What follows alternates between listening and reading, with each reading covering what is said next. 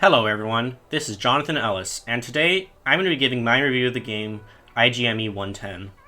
Unfortunately, there did seem to be some major bugs in the game, such as COVID-19, but hopefully these can be patched out before the game is officially released. Before we can really begin the review, we need to acknowledge the many ways that COVID has affected this game's production. The devs have had to do a lot of very sudden patches in trying to give us a functional and fun experience, and I think it's very important to not hold those issues against them. Anyway, to start off, let's talk about the tutorial, aka orientation. It introduces the player to various key mechanics of the game, such as Google Drive, and I even learned about various ways I could play the game more efficiently without getting tired and burnt out. Next up, let's look at the first town, which centers around industry themes. This area is rich with various characters, all of whom have very interesting dialogue. Every single NPC adds their own bit to the plot, culminating in the introduction of the first boss of the game. Next up, during the finding and evaluating info section of the game, I was pleasantly surprised to see quite a few options in terms of how to reach the first dungeon. In spite of their differences, they each effectively showed the fickleness associated with gathering information on the internet. Eventually, the player reaches the first dungeon, critiquing and defending ideas where they must navigate the deadly traps of argument. The game also takes this opportunity to introduce teamwork mechanics. Regardless, this dungeon effectively introduces the mechanics involved in the first boss fight. Before that though, the player must tackle a surprise mini-boss, being the legal aspects of media. This portion of the game forces players to learn how to deal with the many limitations and restrictions of the real world, which is essential to avoid losing points in the corporate boss fight. And, at long last, we finally arrive at the first boss fight. A white paper, making a proposal for a new product in the player's in-game company. This boss fight was truly something for me, and I ended up taking a deep dive into the realm of mental health treatment for this boss fight.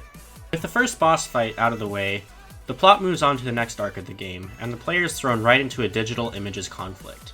Here, the player is first introduced to the new Photoshop mechanic that will be crucial in the next few portions of the game, and learns how to wield it properly.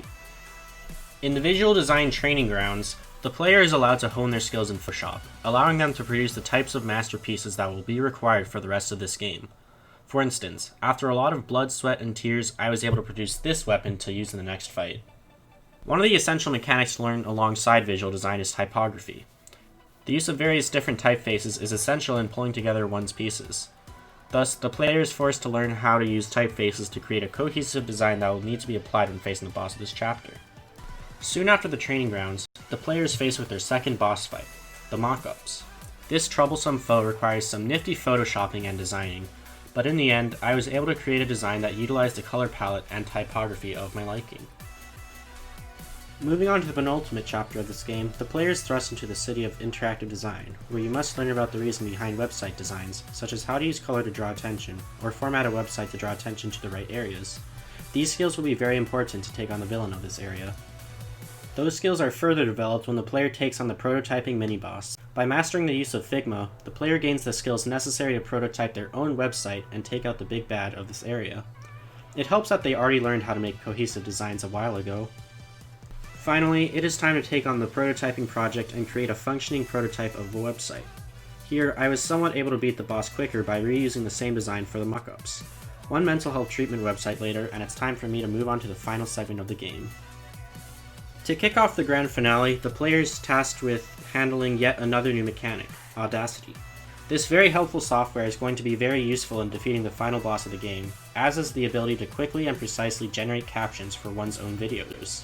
After wrangling Audacity, the player stops by in digital video territory, where they must enhance the same video they just voiced over with the video production software of their choosing.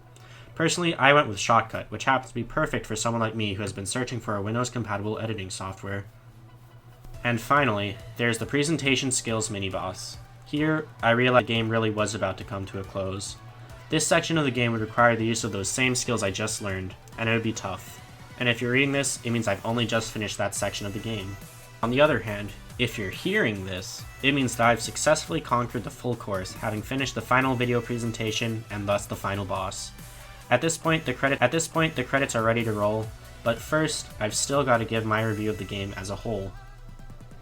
I think IGME 110 was a pretty solid game. It has its ups and downs, and the story does occasionally feel uncohesive between chapters. However, it does teach quite a bit, and the devs are quite dedicated to the fan base. Overall, I think it gets